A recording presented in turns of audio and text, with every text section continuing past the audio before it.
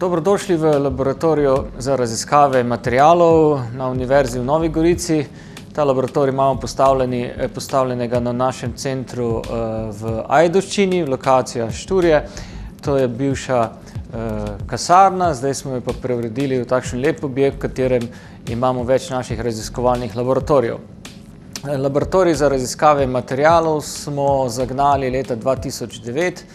Praktično so takrat prostori bili prazni, danes smo pa iz tega že naredili, lahko rečem, kar evropski center, kar nam priznavajo na vse zadnje naši mednarodni partnerji, s katerimi praktično na dnevni osnovi sodelujemo. Priznava nam to tudi Evropska komisija, saj nas je nagradila z zelo velikim evropskim projektom, na osnovi katerega smo lahko tudi dokončali izgradnjo raziskovalnih kapacitet. In ta projekt nam je recimo omogočil nakup mikroskopističnega centra v višini 2 milijonov evrov, kar nas pa sedaj postavlja nekako na mesto enega najboljše opremljenih laboratorijev za raziskavo materialov v Sloveniji.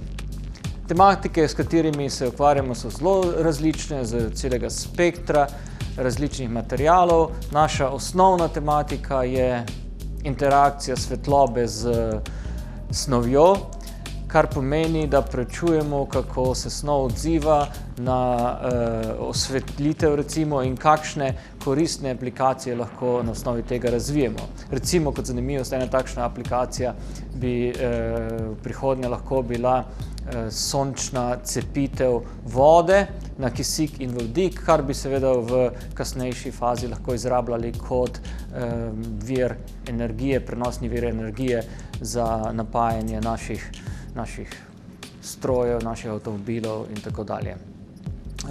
Poleg tega delamo veliko z industrijo, delamo tudi veliko seveda pedagoškega dela z našimi študenti na različnih nivojih, tako dodiplomskem nivoju, magistrskem, kakor tudi potem na podiplomskem in podoktorskem študiju.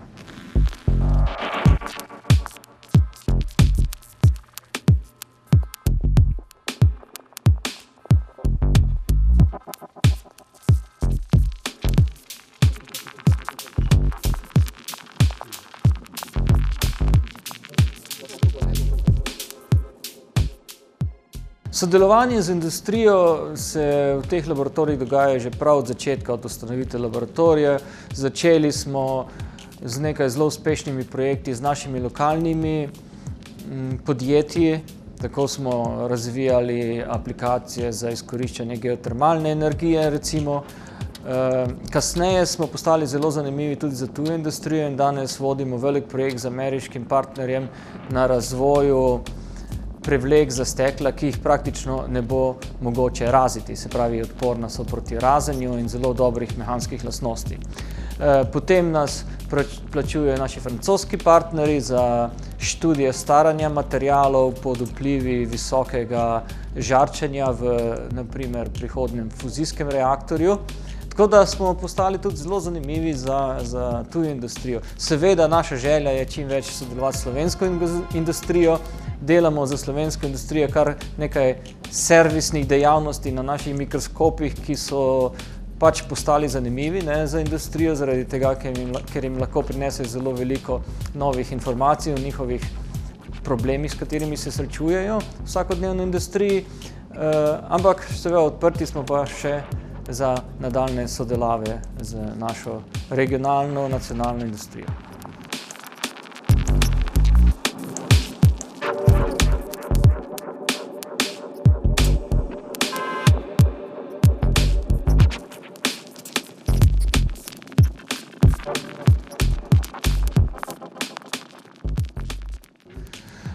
Seveda, ker je naš laboratorij umeščen v univerzitetno shemo, naši sodelavci zelo intenzivno sodelujejo pri pedagoških procesih, posebej na programu fizika ter na programu znanosti o okolju. Zaradi tega veliko sodelujemo, oziroma pri nas so projektni študenti vključeni v naše delo z obeh teh dveh programov. ampak ob tem pa je najbolj intenzivno raziskovalno delo, ki ga izvajamo študenti na nivoju po diplomskih študijev. Imamo precejšnje število podiplomskih študentov, torej študentov, ki delajo svoje doktorate pri nas, iz Slovenije pa tudi tuje študente. Odprti smo v mednarodni prostor na tem nivoju študija, tako da smo do zdaj že imeli pri nas podiplomske študente iz Indije, z Romunije, z Ukrajine, in seveda imamo sedaj trenutno po nekem naključju zelo veliko študentov iz Ajdovščine in okolice. Tako da pri nas izvajajo raziskave, pri nas pride do svojega doktorata, v vmesnem času jih poskušamo čim bolj vključiti v mednarodno izmenjavo znanj, torej obiskujejo naše partnerje po različnih državah, s katerimi sodelujemo, ob tem pa seveda tudi se udeležujejo raznih znanstvenih konferenc in seminarjev, treningov in tako dalje.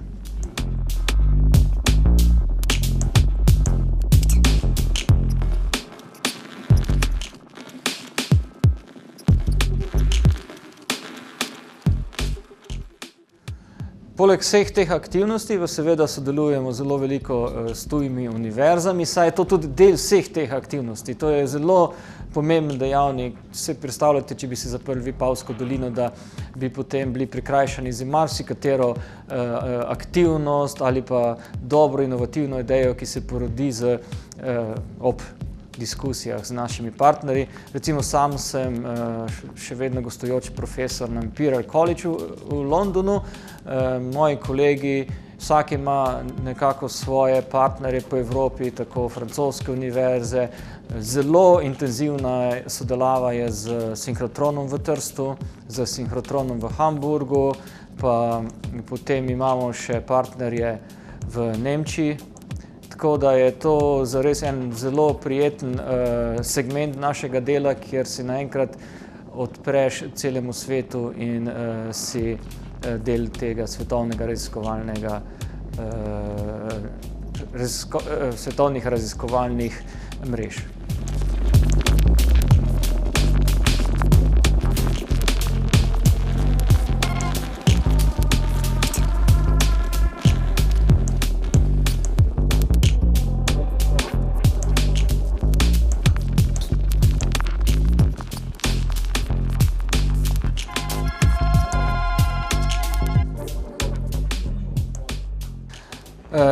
Danes imamo v laboratoriju 16 sodelavcev, polovico njih so fiziki in polovico kemiki.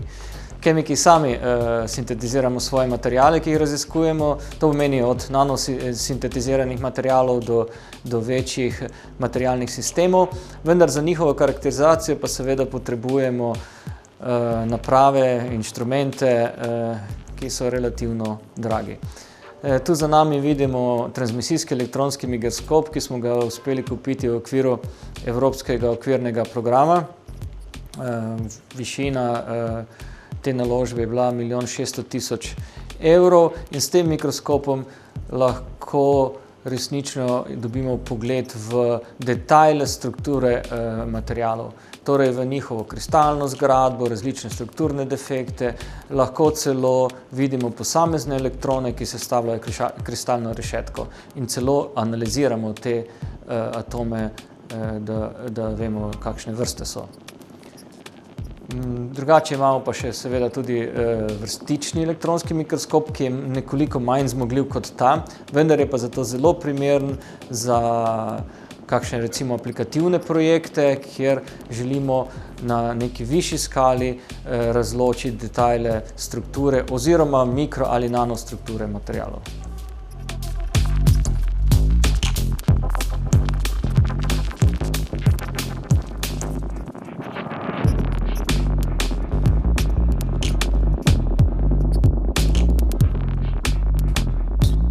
V okviru laboratorija imamo pa tudi skupino za teoretsko modeliranje materialov. Oni najprej v računalniku zgradijo določen material, določen sistem in potem na osnovi danih fizikalnih enačb in teorij izračunamo lahko računalniško pričakovane lastnosti materiala. Seveda moramo potem mi, kemiki, se potruditi in to eksperimentalno potrditi, ampak sodelovanje takšnih dveh skupin je zelo močno orodje v današnjem znanstvenem svetu.